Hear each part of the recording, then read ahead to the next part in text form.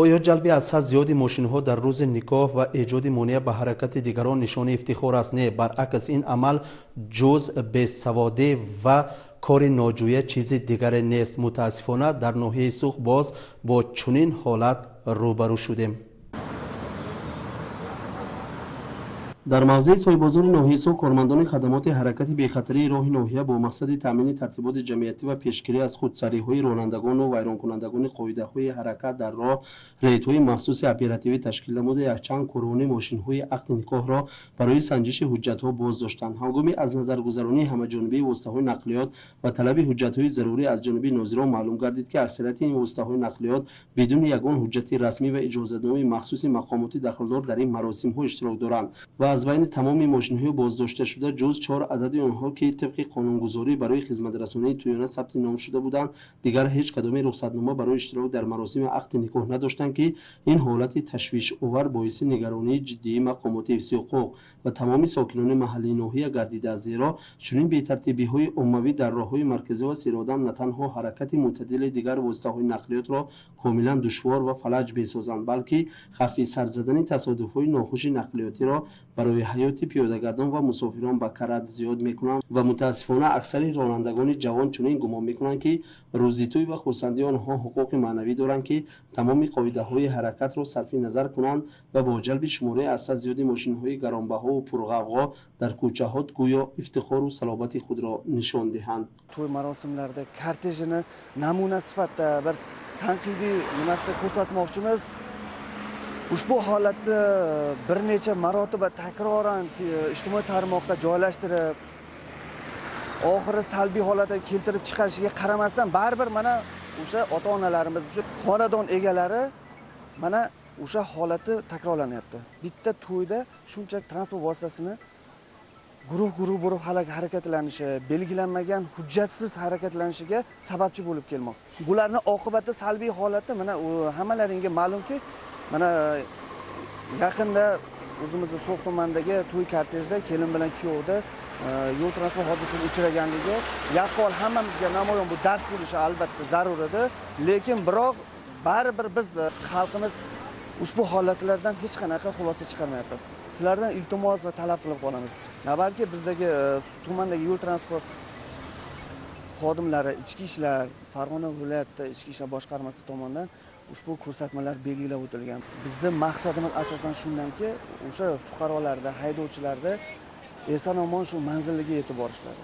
در اصلیت این گونه عملهای ناسواب جز به فراستی و نشانه پستی معرفت شهرداری و به احترام نسبت به حقوق دیگر شهروندان چیزی دیگری نیست و مقامات خدمات حرکت بی‌خطری را قطعا تاکید می‌نمایند که من بعد برای پیشگیری از چنین حالت‌های نامطلوب و خودسرانه نظارت در تمام نقطه‌های ناحیه باز هم سخت‌تر کرده می‌شود تا اینکه هیچ یک نفر به خود اجازه ندهد که آرامی جامعه را خلل‌دار کند و با سبب نمایشگاری‌های بی‌معنی خود راه‌های عمومی را بند نماید. زیرا هر یک راننده باید درک کند که رعایت قانون‌های دولتی و احترام حقوق دیگر رانندگان و پیاده‌گردان وظیفه اولین درجه هر یک شهروند با معرفت و وطن دوست به شمار می‌رود و تنها در صورت موجود بودن رخصتنامه رسمی مقامات و رعایت قطعی شماره حدود ماشین‌ها اشتراک در چنین مراسم‌های اولیوی اجازه داده می‌شود.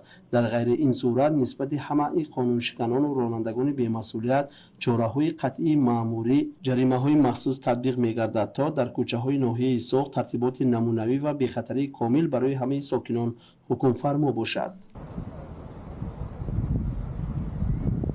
خدمت در صف قواهای مسلح نه تنها قرض کانستیتوسیونی بلکه نشان شرف و نمونه عالی وطن دوستی هر یک جوانمرد در نزد وطن و نیاگان خویش است. دیروز در شهرک ودیل ناحیه فرغانه مراسم با تنطنه قسمیات‌کنی خدمتچیان حربی از جمله نواسکران قسم‌های نظامی ناحیه سوخت که برای ادای شرفمندانه خدمت آمدند برگزار گردید. از جریان مراسم قسمیات‌کنی گزارش می‌دهیم.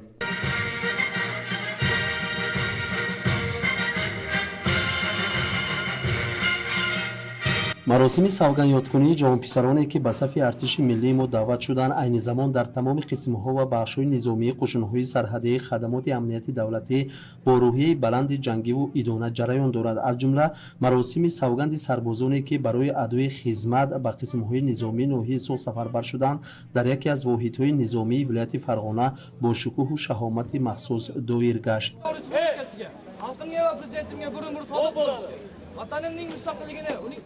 Men Xorazm viloyati Hazaras tumanidan keldim. Mening nabiram yoshlikdan soldat bo'lsam ekan deb yurar edi. Bugungi birinchi niyatiga yetdi. Alloh taolayam uzoq yosh bersin bu yigitlarga. Kelasida shu xalqiga, prezidentiga sodiq xizmat qilsinlar. Kelajakda katta mansablarga yetsinlar.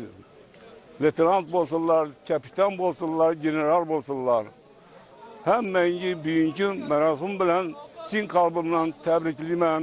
Bularga uzoq umr, baxt saodat tilayman. Hamma ota-onalarga, ofitser, soldatlarga, hammasiga tashakkurimni bildiraman. در این چوره‌بینی سطح بلند افسران مسئول قشون‌های سرحدی، سابقه‌داران جنگ و مهنت، نمایندگان وسیع اهل جامعه، والدان سربازان و همچنین حاکم ناحیه فرغانه اشتراک نمودند. حاکم ناحیه فرغانه در برآمد خود مخصوصاً تاکید کرد که حفظ صلح و ثبات و نگه داشتن آرامی کشور وظیفه جانی هر یک شهروند بیداردل میباشد. اینچنین درباره توجه خاصه رهبریت دولت به تامینات مادی و تکنیکی ارتش و تدبیرهای مؤثر جهت باز هم پرقوت نمودن اقتدار جنگی و آماده باشی ارتش ملی تبادل افکار صورت گرفت. Mine bugün farzandimiz Agabek qasamiyat qilib el yurtga xizmat qilishga niyatlagan ekan. O'z salohiyatiga xizmat qilishga men ishonaman. O'g'limga omad tilayman. Shunday zafarlar tilayman. Ular o'zlarini yaxshi xizmat qilishiga ishonaman. Bugun bizning oila uchun eng muhim va unutilmas kun. Farzandimizning Jabarbergenov Agabekning qasamyod qilayotganini ko'rib, juda ham yurakdan faxrlandik va quvonchga to'ldik. Farzandim juda ham vatanparvar va mehr oqibatli bo'lib voyaga yetdi va bugun u vatan oldida sadoqat bilan xizmat qilishini isbotladi. Bu biz uchun, bizning oilamiz uchun albatta juda quvonchli kun bo'lib yodimizda qoladi. Biz farzandimizning vatan oldida sadoqat bilan xizmat qilishiga ishonamiz. پس از سخنرانی‌های رسمی لحظه‌های نهایت هیجان‌آور آغاز شدند که قلب اشتراکچیان را با احساس افتخار و شرف لبریز ساختند. نوازکران با صدای بلند و با تنتنه قسمیات کردند که تا آخرین نفس به وطن و خلق خود صادق مانده قرض جوانمردی خویش را سربلندانه اجرا می‌کنند. برای هر یک سرباز این لحظه مقدس آغاز مرحله نوی حیات و مکتب جسارت به شمار می رود. O'zbekiston Respublikasiga sadoqat bilan xizmat qilaman. Davlatim timsoli bo'lmish muqaddas bayroqni o'pib, buyuk ajdodlarimning pok ruhlari oldida vatanim oldidagi burchimni halol bajarishga bel bog'lab, vijdonim, or-nomus va sha'nimni o'rtaga qo'yib, O'zbekiston Respublikasi xalqimga va prezidentimga bir umr sodiq bo'lishga, vatanimning mustaqilligi, uning sarhadlarini, ona xalqimning tinchligi va osoyishtaligini, milliy manfaatlarini so'nggi nafasimgacha himoya qilishga, O'zbekiston Respublikasiga qarshi qaratilgan har qanday tajovuz va g'arazli harakatlarga qarshi ayovsiz kurashishga, O'zbekiston Respublikasi konstitutsiyasiga, qonunlari va umum harbiy nizomlariga qat'iy amal qilishga, davlat va harbiy sirlarni saqlashga, quruqlikda, suvda, havoda, har qanday sharoitda ham o'z burchimni vijdonan bajarishga, har qanday mashaqqatli sinov va qiyinchiliklarga ham el yurtimning yuksak ishonchini oqlashga tantanali ravishda qasamyod qilaman. یکی از سربازان با افتخار چنین اظهار داشت که برای او لحظه قسمیات کردن در نزد پرچم دولتی مقدسترین لحظه حیات است. او ذکر کرد که از کودکی آرزو داشت لباس نظامی باور کرده پاسبان مرز و بوم کشور باشد. در دوام 2 هفته اول نوازکران با اساسهای خدمت و نازکی‌های کسب نظامی شناس شدند. سرباز مذکور نیت دارد که پس از ختم خدمت حربی فعالیت خود را در ساحه حربی به طور شرطنامه‌ای ادامه دهد. Mafkharimiz bilan faxrlanadi onalarimiz. Qonga qon biz hamon bo'lamiz har tomon. Jon kerakmi jon fido yashasin O'zbekiston. Yo'limiz musaffo, doim toza havo. Mana bugun harbiy xizmatchilar o'z qasamyodlarini qabul qilishdi va biz bu fursatdan foydalanib aytmoqchimanki, hamma o'g'il bolalar o'zini yigitman degan O'zbekiston o'g'lonlari albatta ushbu kun yigit kishini kuni bir marta bo'ladi. Yigit kishi vatanga qasamyod faqat bir marta qabul qiladi. Bu fursatdan foydalanib aytmoqchimanki, yigitlar har bir bu yerda xizmat qilgan, xizmat qilmagan har bir yigit o'g'lonlari o'zini yigitman deganlar O'zbekistonga sadoqat bilan xizmat qilishi kerak. Mana bugun biz qutlug' bayram ostonasida turgan ekanmiz. Juda ham ko'plab qiyinchiliklarga va turli xil sinovlardan o'tib ushbu kunni boshimizdan o'tkazyapmiz. Biz vatandoshlarimiz va harbiy safdoshlarimiz bilan birgalikda ushbu kunni nishonlaymiz va kelgusi ishlarimizda ham vatanga qasamiyotimizga sodiq qolgan holatda keyingi xizmatlarimizni ham davom ettiramiz. Albatta hozir biz kelganimizga bir oylar bo'lgan bo'lsa ham ushbu bir oy ichida juda ham ko'p mashg'ulotlar va o'ziga yarasha darslar o'tdik va o'ziga yarasha malakasi bor ustoz serjantlardan malakali o'rnak va darslar oldik. Bu kelgusida ishlarimizga, kelajagimizga ham olgan bilim ko'nikmalarimiz o'zimizga asqotishini bilaman.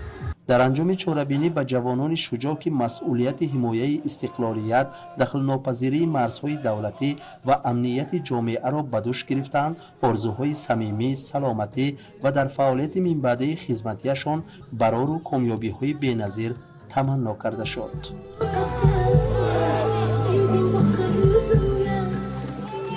O'zbekiston Respublikasiga sadoqat bilan xizmat qilaman.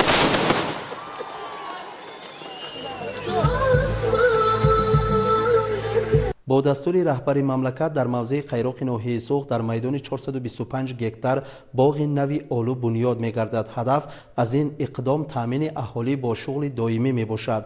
باغ آماده شده به ساکنانی که جای کاری مقیم ندارند قطعه به قطعه سپاریده می‌شود.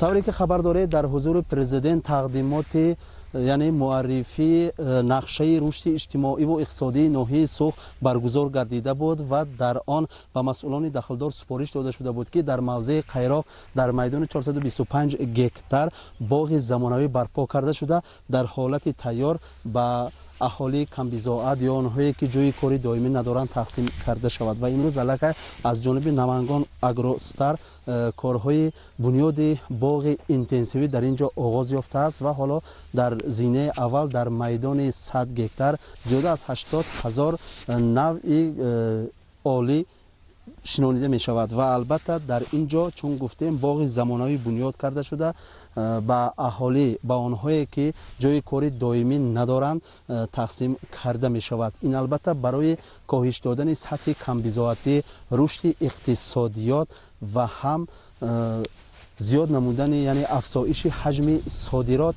در ناحیه سوخت نگرانیده شده است و همین را نیز علیحده تاکید کرده گذاشتن لازم است که در اینجا کارگاه بنیاد کرده می شود که آن البته میوه را از نو کارکر می کند و در حالت تیار به صادرات روانه می کند.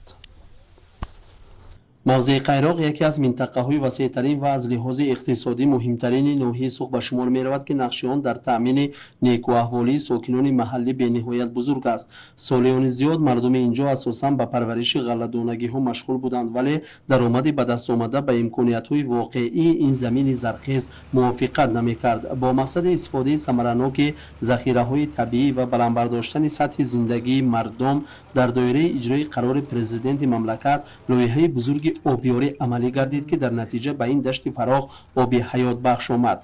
این تشبث برای گشودن صحیفه نوی رشد در موضع قیراق زمینه گذاشت. حالا در این حدود کارهای عظیم سازندگی در دو سمت اساسی جریان دارند. از یک طرف مجموعه‌های معاصر سیاحی قامت افراخته ایستادند که در آینده میتوانند سیاحان داخلی و خارجی را جلب نموده سوخت را به یکی از مرکزهای رکریاسیونی منطقه تبدیل دهند.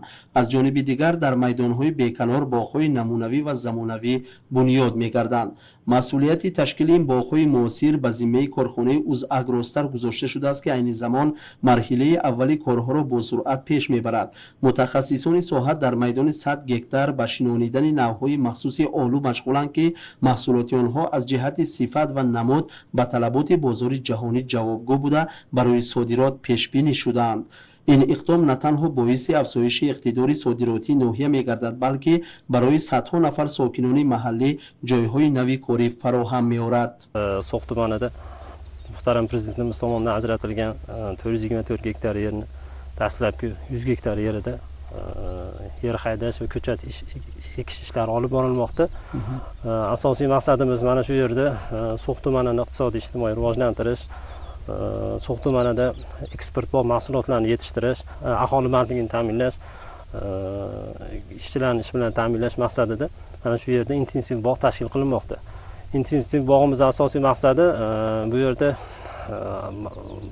agronom mutaxassislarimiz tomonidan tavsiya etilgan olxo'ri navlarini olib kelib, mana shu 100 gektar yerda jami 88 mingta olxo'ri ko'chatini ekish rejalashtirilgan.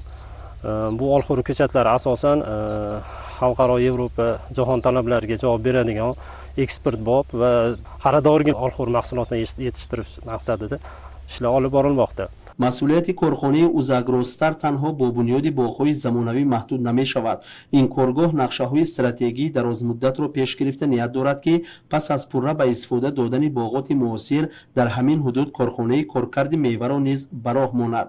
هدف اساسی این تشبث از آن عبارت است که حاصل آلو نه تنها همچون اشیاء خام بلکه در شکل محصولات تیار و با استفاده از تکنولوژی‌های بسته‌بندی مطابق با استانداردهای جهانی به بازارهای خارجی صادرات کرده شود. تشکیل زنجیره پره استحصالات کارکرد صادرات امکان می‌دهد که ارزش الهه‌ای محصولات در خود ناحیه باقی ماند. تطبیق این لایحه عظیم برای رشد همه‌جانبه منطقه اهمیت سرنوشت ساز دارد. از یک طرف آن باعث تأسیس صدها جای کار دائمی برای ساکنان محلی و بلند شدن سطح نیکوحوالی آنها می‌گردد. از جانب دیگر این اقدام به تحکیم اقتدار اقتصادی ناحیه و افزایش نظررس حجم صادرات در منطقه مساعدت نموده موقع ناحیه را در بازار بین المللی محصولات کشاورزی استوار می‌گرداند. Intensiv bog'ni tashkil qilishdan tashqari bu yerda mana shu yetishtirilgan mahsulotni tayyor holatda muzlatilgan, quritilgan, jem holatida jahon bozoriga eksport hajmini oshirishga qaratilgan. Hozirgi kunda bu bog'imizda 35 ga yaqin ishchimiz ko'chat ekish ishlari bilan shug'ullanmoqda. Bundan tashqari zarur texnikalar jalb etilgan.